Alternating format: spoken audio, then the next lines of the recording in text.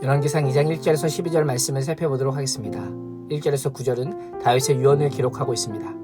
자신의 생명이 얼마 남지 않은 것을 알게 된 다윗은 자신을 이어 이스라엘을 다스릴 아들 솔로몬에게 마지막 유언을 남깁니다.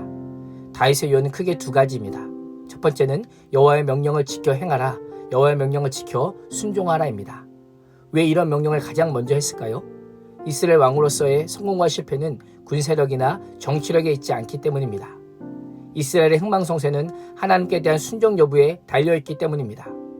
이스라엘 왕에게 가장 중요한 것은 하나님의 뜻과 계획이 무엇인지 분별하고 순종하는 것이기 때문입니다. 그래서 다윗은 솔로몬에게 이스라엘 왕직을 성공적으로 감당하는 비결을 하나님의 명령을 지켜 행하는 것이요 모세의 율법에 기록된 모든 말씀을 지키는 것이다 라고 알려주고 있는 것입니다. 하나님의 명령을 지켜 행하면 내가 무엇을 하든지 어디로 가든지 형통하리라 라고 선언합니다. 왕직을 수행함에 있어서 필요한 모든 것과 모든 사람 등을 허락하셔서 아무런 문제 없이 모든 일을 순조롭게 감당하시겠다라고 말씀합니다. 이 말씀은 솔로몬 왕에게만 유효한 말씀이 아닙니다. 우리에게도 동일하게 유효한 말씀입니다. 우리의 인생의 성공과 실패는 재력이나 부동산이나 인명에 달려있는 것이 아니라 하나님께 달려있습니다. 하나님의 명령을 지켜 행하느냐 행하지 않느냐가 성공과 실패를 결정함을 기억해야 하는 것입니다. 당시 10세의 솔로몬이 하나님의 명령을 지켜 행하며 순종하기 위해서는 굳세어져 대장부가 되어야 된다라고 조언하고 있습니다. 용기를 가지고 마음을 굳건히 하라, 강한 사내가 되라는 것입니다. 어린 나이는 아니지만 아버지라고 하는 강력한 정신적이고 영적 후견인이 없는 상황에서 신정 왕국 이스라엘을 이끌어가기에 마음이 굳건하게 되지 않으면 안 되었던 것입니다. 4절에서 다윗은 과거 자신이 받은 언약에 근거하여 그 언약을 신실하게 지킬 것을 강조합니다. 다윗의 후손들이 하나님 앞에서 말씀을 행하는지 여부에 따라 왕조의 지속이 결정된다는 것입니다. 다윗이 솔로몬에게 말하는 것을 보면 하나님께서 다윗과 맺은 언약이 조건적으로 보입니다. 그러나 하나님께서는 다윗에게 이런 조건을 내세우지는 않으셨습니다. 그렇다면 다윗 언약이 변경된 것일까요? 그렇지 않습니다. 오직 하나님의 은혜로 왕조가 영원히 경고할 것을 약속하신 그 언약에 대한 다윗의 이해를 보여주고 있는 것입니다. 다윗은 하나님과 맺은 언약은 무조건적이지만 동시에 인간에게는 순종을 요구한다는 것을 알았던 것입니다. 그래서 아들 솔로몬을 위한 유언에서는 인간의 적절한 반응, 즉 순종을 부각시켜 말하고 있는 것입니다. 열왕기서에는 하나님의 언약의 두 가지 요소, 무조건성과 조건성이라고 하는 요소가 계속해서 흘러가고 있습니다. 사실 이 두 요소는 성경 전체에 흐르는 큰 줄기입니다. 인간은 오직 무조건적인 하나님의 은혜로만 구원을 얻을 수 있고 또 동시에 무조건적인 은혜는 인간의 순종을 요구한다는 사실을 우리는 반드시 기억하며 순종의 삶을 살아야 하는 것입니다. 다윗은 언약을 지킬 때에 어떤 마음으로 지켜야 하는지를 알려줍니다. 마음을 다하고 성품을 다하여 진실하게 행하라라는 것입니다. 하나님은 우리의 어떤 한 부분만 드리고 순종하는 것을 원치 않으십니다. 우리의 말과 생각과 행동, 삶의 전인을 하나님께 드리길 원하십니다. 다윗의 유언 두 번째는 잘못에 대해서는 처벌하고 은혜에 대해서는 갚으라는 명령입니다. 다윗은 특별히 세 사람을 특정하여 그들에게 대한 조치를 시행할 것을 명령합니다.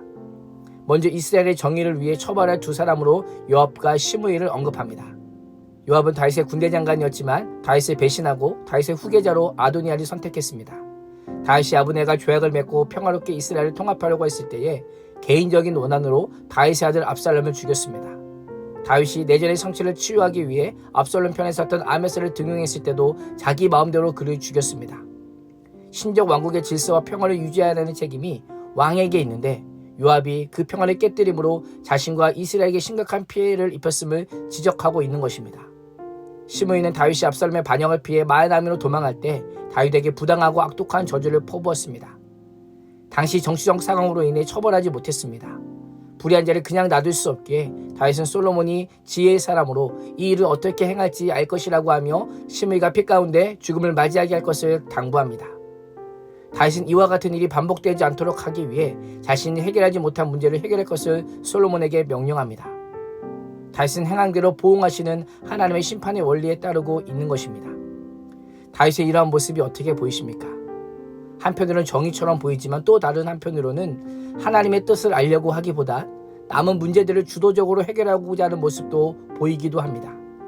믿음의 유언이라고 하기보다는 인간적이고 정치적인 왕의 모습으로 비춰지기도 합니다. 10절 이하에서는 30세의 왕이 되어 헤브론에서 7년 6개월, 예루살렘에서 33년, 통합 40년 동안 이스라엘을 다스린 다윗이 죽습니다. 이제 그의 아들 솔로몬이 이스라엘의 3대 왕이자 다윗 왕 뒤에 두 번째 왕으로 등극합니다. 하나님의 약속대로 솔로몬이 왕위에 올랐고 그의 나라는 심기경고하니라 라고 성경은 말씀합니다. 이스라엘 왕국의 경고함이 하나님의 섭리로 인한 것이요 하나님의 언약의 성취임을 분명히 선포하고 있습니다. 주변 나라와의 관계나 내부의 정적이나 인맥관리에 힘쓰기보다 하나님의 명령을 지키고 행하는 것이 형통이라고 유언한 다윗의 모습은 우리의 삶을 돌아보게 합니다.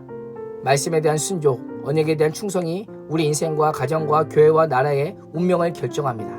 오늘 하루도 하나님의 말씀에 근거한 순종과 하나님의 길을 선택하는 것만이 우리의 유일한 경고함임을 기억하며 마음을 다하고 성품을 다하여 진실하게 하나님 앞에서 행하는 자가 될 수 있기를 주님의 이름으로 축원합니다. 기도하겠습니다.